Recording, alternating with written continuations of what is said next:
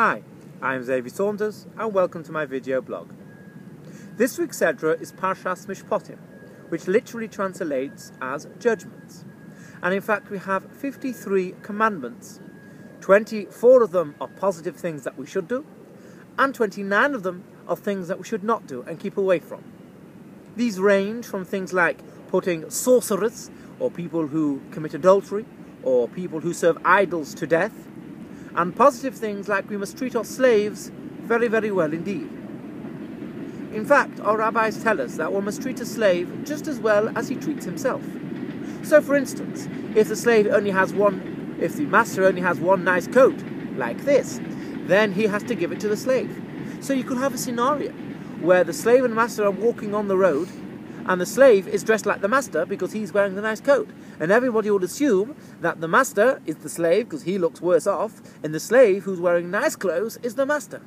But such is the level to which we have to treat our slaves. We also learn about the laws of accidents and damage. So for instance, if somebody got hit over the head with a baseball, or somebody got injured playing American football, what are the laws? If somebody borrowed something and it got lost, or it got broken, or it got stolen, what are the laws? All these things, the answers to these questions, can be found in this week's Torah portion.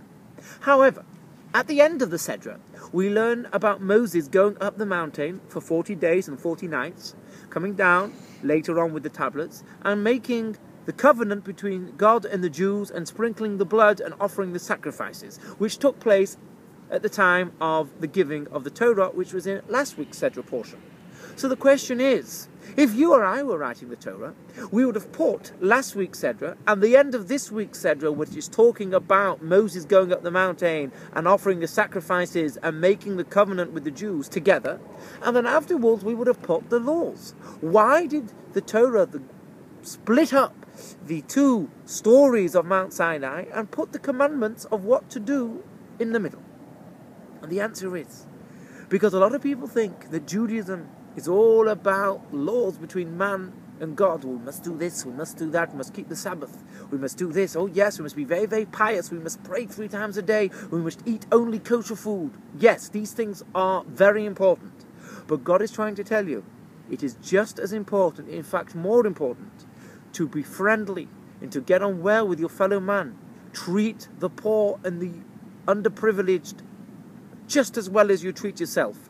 There should be no class wars, no problems between people. And therefore that's why God split up the two portions of the giving of the Torah on Mount Sinai and split it up with the laws of judgments. These things are very important. And if we can take a lesson into our lives that we should treat people that little bit better, whoever it may be, however downtrodden or low class they may be, that's not the point. Everybody is equal in God's eyes, and they should be equal in our eyes too.